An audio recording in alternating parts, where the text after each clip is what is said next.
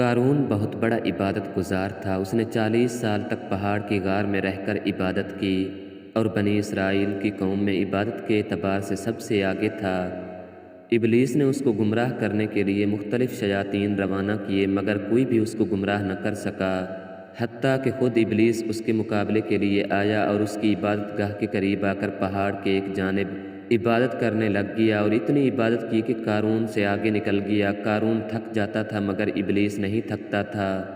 قارون روزے کا ناغہ کر لیتا تھا مگر ابلیس روزانہ بلا ناغہ روزہ رکھتا تھا۔ اس طرح قارون کے دل میں اس کی عقیدت پیدا ہو گئی اور اس نے اس کے سامنے گھٹنے ٹیک دیے۔ شیطان نے ایک دن قارون سے کہا کہ ہم ایسی عبادت کر کے خوش بیٹھے ہیں، ہمیں لوگوں کے دکھ سکھ میں بھی شریک ہونا چاہیے، مخلوق خدا سے تعلق توڑنا نہیں چاہیے۔ ہم نہ تو ان کے جنازوں میں شریک ہوتے ہیں اور نہ ہی جماعت میں، اور ہمیں یہ عبادت بنی اسرائیل کے اندر رہ کر کرنی چاہیے۔ اس طرح ہم ان کے دکھ سکھ میں بھی شریک ہوں گے اور ہماری عبادت دیکھ کر ان کے دل میں بھی عبادت کا جذبہ پیدا ہوگا۔ چنانچہ یہ دونوں پہاڑ سے اتر کر بنی اسرائیلی گاؤں میں گئے، وہاں عبادت میں مشغول ہو گئے۔ بنی اسرائیل ہر طرح سے ان کی خدمت کرتے، کھانا لا کر کھلاتے اور سب ضروریات کا خیال رکھتے۔ ایک دن شیطان نے قارون سے کہا کہ ہم بنی اسرائیل پر بوجھ بن چکے ہیں، یہ تو اچھی بات نہیں، ہمیں چاہیے کہ خود کما کر کھائیں اور لوگوں سے نہ لیں۔ قارون بولا پھر کیا رائے ہے؟ ابلیس کہنے لگا کہ اگر ہم ایک دن مزدوری کر لیں اور باقی ہفتہ عبادت میں گزار دیں تو یہ ٹھیک رہے گا۔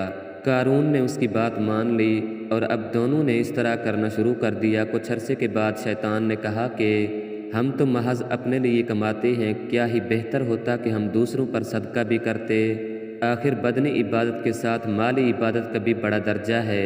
قارون بولا پھر کیا رائے ہے، ہم کیا کریں؟ ابلیس نے کہا کہ بہتر یہ ہے کہ ہم ایک دن تجارت وغیرہ کریں اور ایک دن عبادت کریں۔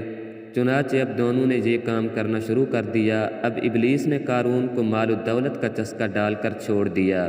رفتہ رفتہ قارون کے سامنے دنیا کے خزانے جمع ہونے لگے، تجارت کے اسرار کھلنے لگے اور اس کے پاس اتنا خزانہ جمع ہو گیا کہ جس کی چابیاں سنبھالنے کے لیے بھی نوکر رکھے تھے۔ مال و دولت کی محبت میں آ کر بالآخر حضرت موسیٰ علیہ السلام کے مقابلے پر اتر آیا اور اس نے زکوٰۃ دینے سے انکار کر دیا۔ چنانچہ اللہ تعالیٰ نے اس کو اس کے تمام خزانوں سمیت زمین میں دھنسا دیا اور اس کے کام کچھ بھی نہ آیا۔ اس واقعے کی طرف اللہ تعالیٰ نے اشارہ کیا، ہم نے اسے اور اس کے گھر بار کو زمین میں دھنسا دیا اور کوئی بھی اس کا ساتھی اللہ کے مقابلے میں اس کی مدد کے لیے نہ آیا۔